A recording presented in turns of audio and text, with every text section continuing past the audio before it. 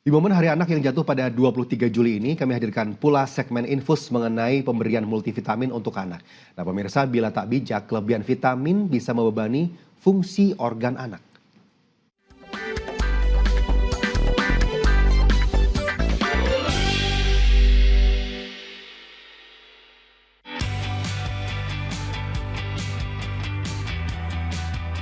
Tidak sedikit orang tua mengira memberikan suplemen tambahan ataupun vitamin tambahan itu merupakan suatu hal yang aman. Padahal ada resiko serius di baliknya. Nah, hari ini kita akan membahas sebenarnya bahaya apa yang terjadi jika anak mengkonsumsi vitamin ataupun suplemen tambahan dengan jumlah berlebihan. Yap, kalau buat anak pasti orang tua akan lakukan apapun demi si kecil tumbuh dan berkembang secara maksimal. Mulai dari asupan makanannya, bahkan sampai jenis mainan agar meningkatkan motorik sang buah hati. Pertumbuhan mereka melalui KMS atau Kartu Menuju Sehat serta perkembangan yang didasarkan pada kemampuan anak sesuai usianya menjadi porsi utama yang harus dipantau orang tua selama masa keemasan anak hingga usia 5 tahun. Makanya penting untuk tahu apa yang diperlukan oleh tubuh. Ada dua nutrisi, yakni makronutrien sebagai asupan yang dibutuhkan dalam jumlah besar seperti karbohidrat, protein, dan lemak. Juga kebutuhan mikronutrien seperti vitamin dan mineral. Itu semua sebenarnya bisa diperoleh dari makanan jika memenuhi unsur gizi seimbang.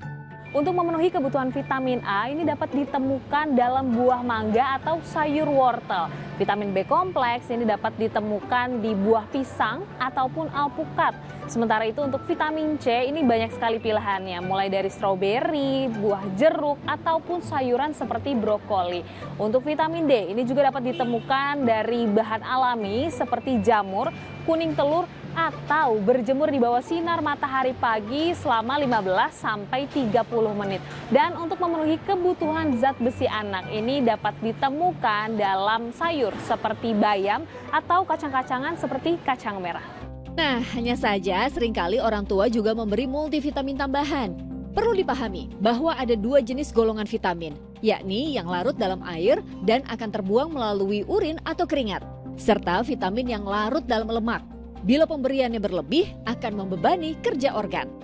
Risikonya adalah bisa membebani kerja tubuh, terutama di organ hati dan ginjal.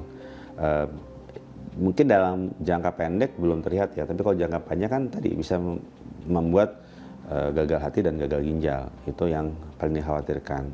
Yang kedua, kadang-kadang nggak sampai ke situ, tapi ada efek-efek yang tidak nyaman. Misalnya anaknya jadi mual, muntah, ya kan anaknya jadi kebuang loh makanannya, anaknya malah jadi nggak nafsu makan. Kemudian anaknya mungkin bisa mengalami kondisi-kondisi yang hipervitamin lah ya, hipervitaminosis A misalnya, atau ya, itu namanya kelebihan hemosidrosis.